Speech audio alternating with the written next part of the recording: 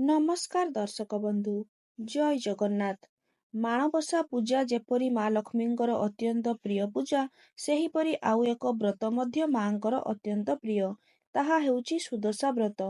ବନ୍ଧୁଗଣ, ଆଜି ଆମେ ଏହି ଭିଡ଼ିଓରେ ଜାଣିବା ଯେ 2025ରେ ପ୍ରଥମ ସୁଦଶା ବ୍ରତ କେବେ ପଡ଼ୁଅଛି ଏବଂ ଯେଉଁମାନେ ନୂଆ କରି ବ୍ରତ ଧାରଣ କରିବା ପାଇଁ ଚାହୁଁଛନ୍ତି ସେମାନେ ବ୍ରତ ଆରମ୍ଭ କରିପାରିବେ କି ନାହିଁ। ତେବେ ଆଗକୁ ବଢ଼ିବା ପୂର୍ବରୁ ଆପଣମାନେ ଯଦି ଆମ ଚ୍ୟାନେଲର ନୂତନ ଦର୍ଶକ ହୋଇଥାନ୍ତି, ତେବେ ଆମ ଚ୍ୟାନେଲକୁ ନିଶ୍ଚିତ ସବସ୍କ୍ରାଇବ୍ କରିଦିଅନ୍ତୁ ଏବଂ ପାଖରେ ଥିବା ବେଲ୍ ଆଇକନକୁ ପ୍ରେସ୍ କରିଦିଅନ୍ତୁ। ବନ୍ଧୁଗଣ, ଶୁକ୍ଳପକ୍ଷ ଦଶମୀ ତିଥି ସହିତ ଯଦି ଗୁରୁବାର ପଡ଼ୁଥାଏ, ସେହିଦିନ ଆମେ ସୁଦଶା ବ୍ରତ ପାଳନ କରିଥାଉ। ଏହି ସୁଦଶା ବ୍ରତ ମା ଲକ୍ଷ୍ମୀଙ୍କର ଅତ୍ୟନ୍ତ ପ୍ରିୟ ବ୍ରତ ଅଟେ। ଏହି ବର୍ଷ ଜାନୁଆରୀ 9 ତାରିଖରେ ପ୍ରଥମ ସୁଦଶା ବ୍ରତ ପଡ଼ୁଅଛି।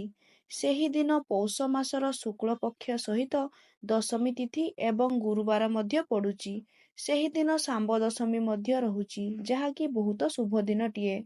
ଯେଉଁମାନେ ପୁରୁଣା ବ୍ରତଧାରୀ ଅର୍ଥାତ୍ ଯେଉଁମାନେ ପୂର୍ବରୁ ସୁଦଶା ବ୍ରତ କରୁଥିବେ ସେମାନେ ତ କରିବେ, ମାଙ୍କର ବିଧିବିଧାନ ସହ ପୂଜା କରିବେ। କିନ୍ତୁ ଯେଉଁମାନେ ନୂଆ କରି ସୁଦଶା ବ୍ରତ ଆରମ୍ଭ କରିବା ପାଇଁ ଚାହୁଁଛନ୍ତି ସେମାନେ କରିପାରିବେ କି ନାହିଁ, ତାହା ମଧ୍ୟ ଜାଣିବା ନିହାତି ଦରକାର।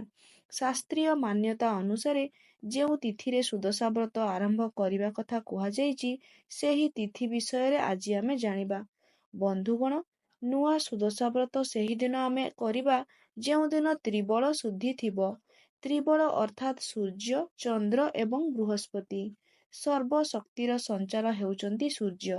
ସୂର୍ଯ୍ୟ ଯଦି ଉଚ୍ଚରେ ରହିବେ, ସୂର୍ଯ୍ୟ ଯଦି ଶୁଦ୍ଧି ରହିବେ, ତେବେ ଆମର ସଂକଳ୍ପ ଦୃଢ଼ ହେବ, ଆତ୍ମବିଶ୍ୱାସ ଦୃଢ଼ ହେବ।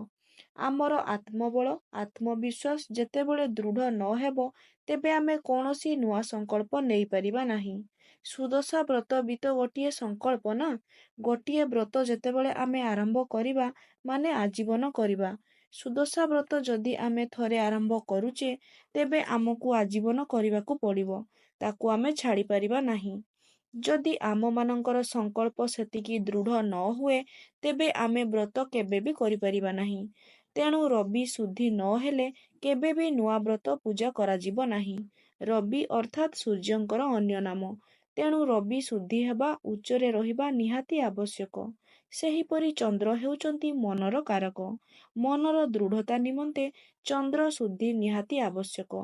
ମନ ଯଦି ଦୃଢ଼ ନ ହୁଏ, ତେବେ ମଧ୍ୟ ନୂଆ ବ୍ରତର ଯେଉଁ ସଂକଳ୍ପ ଆମେ ନେବା କେବେ ବି ହେଇପାରିବ ନାହିଁ। ଆମେ ନୂଆ ବ୍ରତ ଆଜୀବନ କରିପାରିବା ନାହିଁ। ଗୁରୁ ହେଉଛନ୍ତି ବୃହସ୍ପତି, ଯିଏକି ଜ୍ଞାନ, ବିଦ୍ୟା, ପ୍ରବୀଣତାର କାରକ। ନୂଆ ବ୍ରତର ସଂକଳ୍ପ ନେବା ପୂର୍ବରୁ ଗୁରୁ ଶୁଦ୍ଧି ହେବା ମଧ୍ୟ ଆବଶ୍ୟକ। ଗୁରୁ ଶୁଦ୍ଧି, ରବି ଶୁଦ୍ଧି ଏବଂ ଚନ୍ଦ୍ର ଶୁଦ୍ଧି, ଏହି ତିନୋଟି ଶୁଦ୍ଧି ନ ହେଲେ କାଳ ବା ସମୟ ଶୁଦ୍ଧି କେବେ ବି ହୋଇପାରିବ ନାହିଁ, କି ନୂଆ ବ୍ରତର ପୂଜା କେବେ ବି କରାଯାଇପାରିବ ନାହିଁ। ଗୁରୁ ଶୁଦ୍ଧି ଏବଂ ରବି ଶୁଦ୍ଧି ନ ହେଲେ କେବେ ବି ପ୍ରଥମ ଥର ବ୍ରତ ଆରମ୍ଭ କରାଯାଇପାରିବ ନାହିଁ। ଆପଣମାନେ ତ ଜାଣିଥିବେ, ରବି ଶୁଦ୍ଧି ଓ ଗୁରୁ ଶୁଦ୍ଧି ନ ହେଲେ ବିବାହ ମଧ୍ୟ ଆରମ୍ଭ କରାଯାଏ ନାହିଁ। ସେଥିପାଇଁ କୁହାଯାଏ, ବିବାହ ତିଥି ନଥିଲେ କୌଣସି ବି ନୂଆ ବ୍ରତ ଆରମ୍ଭ କରିପାରିବ ନାହିଁ। ଯଦି ବିବାହ ତିଥି ଅଛି, ତା ମାନେ ରବି ଶୁଦ୍ଧି ଅଛି, ଗୁରୁ ମଧ୍ୟ ଶୁଦ୍ଧି ଅଛି, ତାହେଲେ ହିଁ ବିବାହ ହୋଇପାରିବ ଏବଂ ଆମେ କୌଣସି ବି ନୂଆ ବ୍ରତ ଆରମ୍ଭ କରିପାରିବା। ସୁଦଶା ବ୍ରତ ମଧ୍ୟ ଆରମ୍ଭ କରିପାରିବା। ତେବେ ଦର୍ଶକ ବନ୍ଧୁ, ମାଘ ମାସର ଶୁକ୍ଳପକ୍ଷ ହେଇଥିବ, ଦଶମୀ ତିଥି ହେଇଥିବ ଏବଂ ବାର ଗୁରୁବାର ହେଇଥିବ ଏବଂ ବିବାହ ତିଥି ମଧ୍ୟ ଥିବ, ତେବେ ଯାଇକି ଆପଣମାନେ ବ୍ରତ ଆରମ୍ଭ କରିପାରିବେ। ସୁଦଶା ବ୍ରତ ନୂଆ କରି ଆରମ୍ଭ କରିପାରିବେ।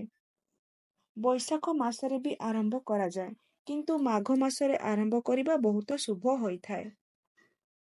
ତେଣୁ ବନ୍ଧୁଗଣ, ଏବର୍ଷ ଯେଉଁ ସୁଦଶା ବ୍ରତଟି ପଡ଼ୁଅଛି, ତାହା ପୌଷ ମାସରେ ପଡ଼ୁଛି। ତେଣୁ ପ୍ରଥମ କରି ଯେଉଁମାନେ ବ୍ରତ ଆରମ୍ଭ କରିବା ପାଇଁ ଚାହୁଁଥିବେ ସେମାନେ କରିପାରିବେ ନାହିଁ। ତେଣୁ ଆପଣମାନେ ଆପଣଙ୍କର ଯିଏ କୁଳପୁରୋହିତ ଥିବେ, ବ୍ରାହ୍ମଣ ମଧ୍ୟ ଥିବେ, ତାଙ୍କୁ ପଚାରନ୍ତୁ ଏବଂ ଠିକ୍ ତିଥି ଦେଖିକି ହିଁ ନୂଆ ବ୍ରତ ଆରମ୍ଭ କରନ୍ତୁ। ପୌଷ ମାସରେ ଆରମ୍ଭ କରାଯାଏ ନାହିଁ, ମାଘ ମାସରେ ହିଁ ଆରମ୍ଭ କରାଯାଏ। ବୈଶାଖ ମାସରେ ବି ଆରମ୍ଭ କରିଥାନ୍ତି। ଯେହେତୁ ଏହି ସୁଦଶା ବ୍ରତଟି ପୌଷ ମାସରେ ପଡ଼ୁଛି, ନୂଆ ଯେଉଁମାନେ ବ୍ରତ ଆରମ୍ଭ କରିବା ପାଇଁ ଚାହୁଁଥିବେ ସେମାନେ କରିବା ଉଚିତ ନୁହେଁ। କିନ୍ତୁ ଆପଣ ଆପଣଙ୍କର ଗୁରୁଜନମାନଙ୍କୁ, ପୁରୋହିତମାନଙ୍କୁ ପଚାରନ୍ତୁ। ପଚାରିକି ହିଁ ବ୍ରତ ଆରମ୍ଭ କରିବେ। ଯେତେବେଳେ ଆପଣ ପ୍ରଥମ କରି ବ୍ରତ ଆରମ୍ଭ କରିଥାନ୍ତି, ଏହି ବ୍ରତଟି ପ୍ରଥମେ ବ୍ରାହ୍ମଣଙ୍କ ଦ୍ୱାରା ହିଁ ଆରମ୍ଭ କରାଯାଇଥାଏ। ତାପରେ ଆମେ ନିଜେ ପୂଜା କରିପାରିବା। କିନ୍ତୁ ପ୍ରଥମ ଥର ଯେତେବେଳେ ଆରମ୍ଭ କରୁଛନ୍ତି, ସେତେବେଳେ ବ୍ରାହ୍ମଣଙ୍କ ଦ୍ୱାରା ହିଁ ଆରମ୍ଭ କରନ୍ତୁ। ଯେଉଁମାନେ ପୁରୁଣା ବ୍ରତଧାରୀ ଅଛନ୍ତି, ସେମାନେ ଘରେ ପୂଜା କରିପାରିବେ। ସୁଦଶା ବ୍ରତରେ ମାଙ୍କ ପାଖରେ ସିଝା ମଣ୍ଡା ଭୋଗ ଲାଗିଥାଏ, ଯାହାକି ମାଙ୍କର ଅତ୍ୟନ୍ତ ପ୍ରିୟ। 10 ପୁର ଦିଆ 10ଟି ସିଝା ମଣ୍ଡା ମାଙ୍କୁ ଅର୍ପଣ କରାଯାଇଥାଏ ଏହି ସୁଦଶା ବ୍ରତରେ। ଯେଉଁମାନେ ପୁରୁଣା ବ୍ରତଧାରୀ, ସେମାନେ ଭକ୍ତି ନିଷ୍ଠାର ସହିତ ବର୍ଷର ପ୍ରଥମ ସୁଦଶା ବ୍ରତ ନିହାତି ପାଳନ କରନ୍ତୁ। ତେବେ ବନ୍ଧୁଗଣ, ଏହା ଥିଲା ସୁଦଶା ବ୍ରତ ପୂଜାର ନିୟମ। ଯଦି ଆପଣମାନଙ୍କୁ ଆମ ଭିଡ଼ିଓଟି ଭଲ ଲାଗିଥାଏ, ତେବେ ଭିଡ଼ିଓକୁ ଲାଇକ୍ କରି କମେଣ୍ଟରେ ଜୟ ମା ଲକ୍ଷ୍ମୀ ଅବଶ୍ୟ ଲେଖନ୍ତୁ। ଧନ୍ୟବାଦ।